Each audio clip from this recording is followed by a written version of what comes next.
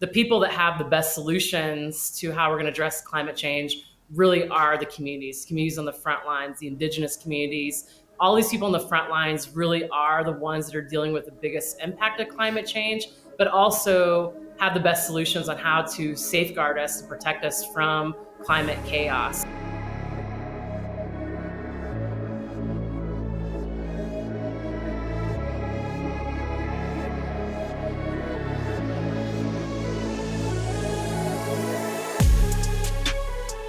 Hello, and welcome to Season 2, Episode 6 of the RAN Wrap-Up. Rainforest Action Network's look at the good, the bad, and the ugly in news from around the world affecting the climate and all those that depend on it. As always, we are taking a look at this week at the issues that will ultimately affect all of us, what we can do about it, and what we are doing about it here at Rainforest Action Network. Last episode, we talked with Rashida Ozan about her incredible work in the South fighting for a better future. It's a two-part interview over episodes 4 and 5, but honestly, you should go and watch it. It's a great conversation. I learned a lot from her, and I really appreciated her time and her wisdom. So definitely check that one out. So the 54th Earth Day has come and gone. Earth Day started on April 22nd, 1970. And I know what you're thinking. It's kind of depressing that we still need an Earth Day to try to get folks to consider the protection of the Earth as a worthy cause. But there's good news in there as well.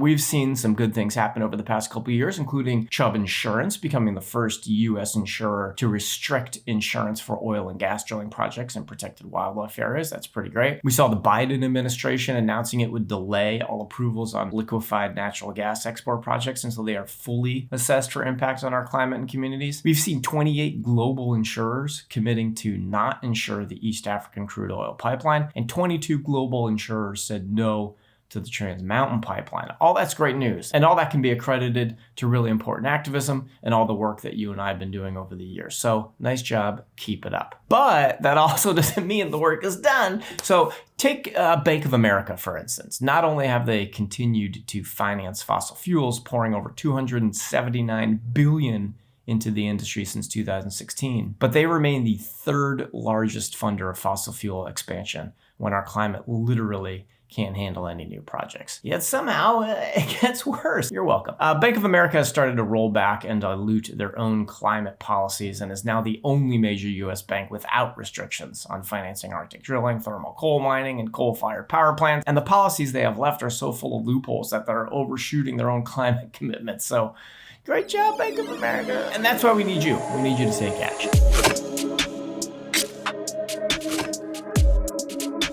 Right now is a key moment to show them they can't get away with empty promises and false solutions. Click the link down in the show notes and head over to our easy peasy action page, fill out a few forms, click a button or two, and you're all done. You've sent an email to Brian Moynihan, the CEO of Bank of America, to tell him exactly how you are not happy about all of this, okay? It's that easy, but it's also that important. Okay, enough of all that. Let's talk with our next guest, Ginger Cassady.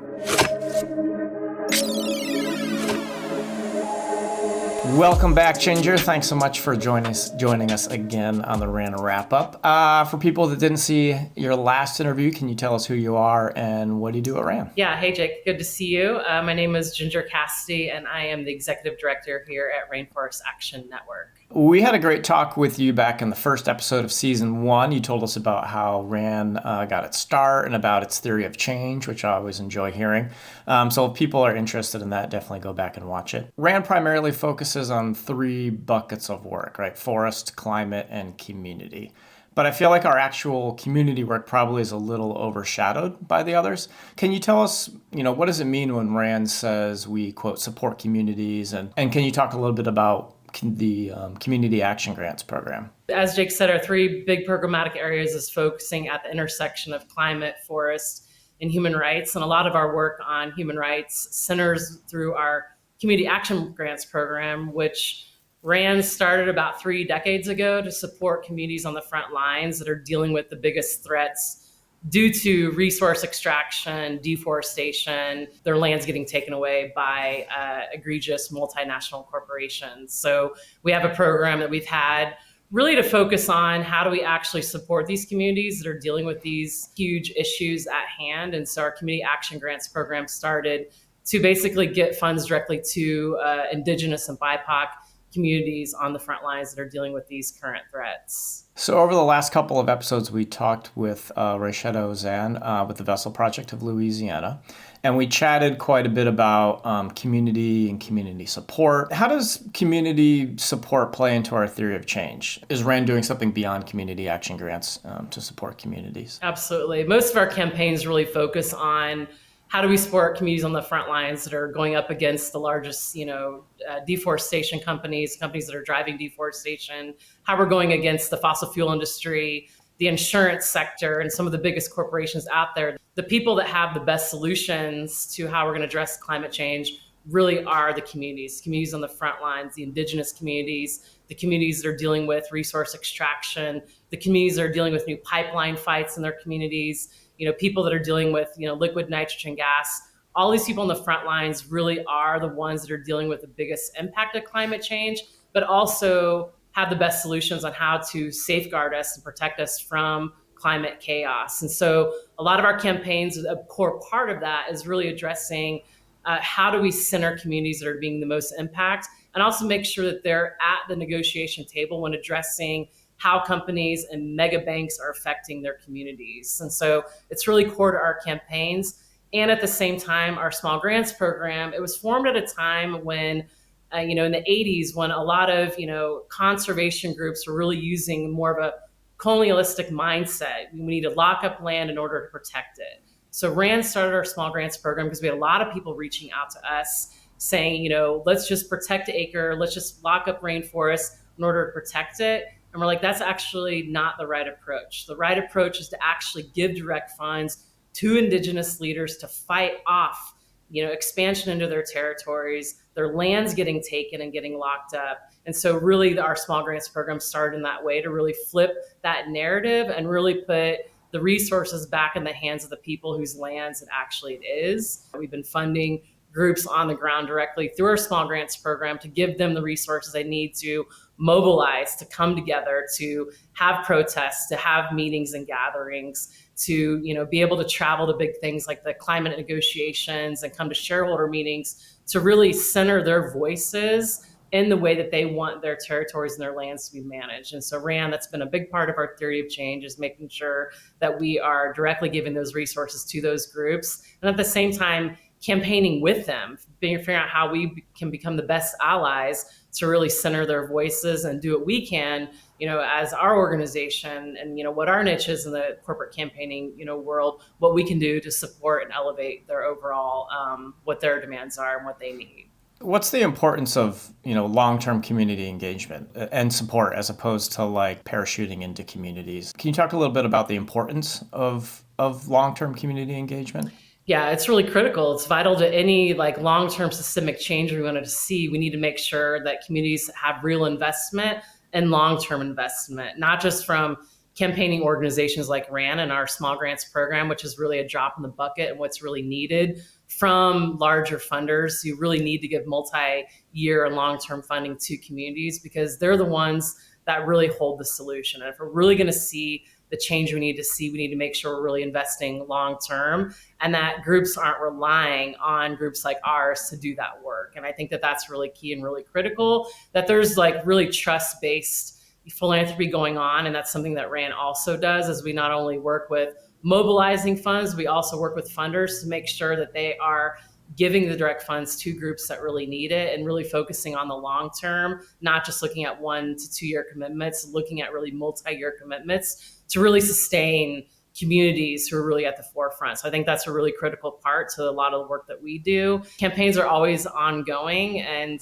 we have victories along the way, but as we know, corporations roll back on their commitments all the time, and we have to hold them accountable. And it's really the communities that are living in the middle of it that have to be there in the long run to really push back. And we need to figure out how best we can support that and sustain that. You talked a little bit about, in the 80s when people were kind of buying up tracts of land. It's kind of my understanding that community action grants also was kind of born out of a response to the rising popularity of carbon offsets. Is that accurate? Absolutely. There's been a lot of false carbon offset projects out there where companies think that they can just purchase land over here to continue polluting with all their emissions over there. will offset programs. Unfortunately, there's a lot of what we call carbon cowboys out there that are setting up a lot of false solutions. And so we started a fund at our organization called the Climate Action Fund that helps us offset our carbon emissions, but we use the money to also go into our small grants program to give money back to groups that are fighting pipeline expansion, fossil fuel expansion in their communities. And we use that to redirect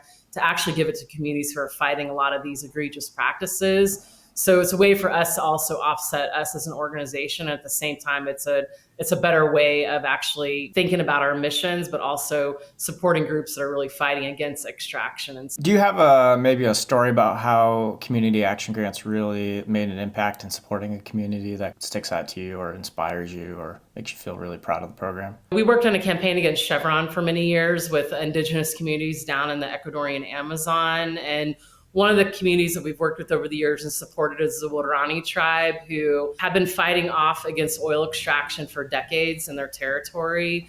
And a couple years ago, they won a pretty big landmark case around free, prior, informed consent, keeping oil companies out of their region, which was pretty historic. It was the first time that they actually got the courts in Ecuador to actually come into their territory, which is really unheard of, which really I think is inspiring. It just shows that it was fully led by them.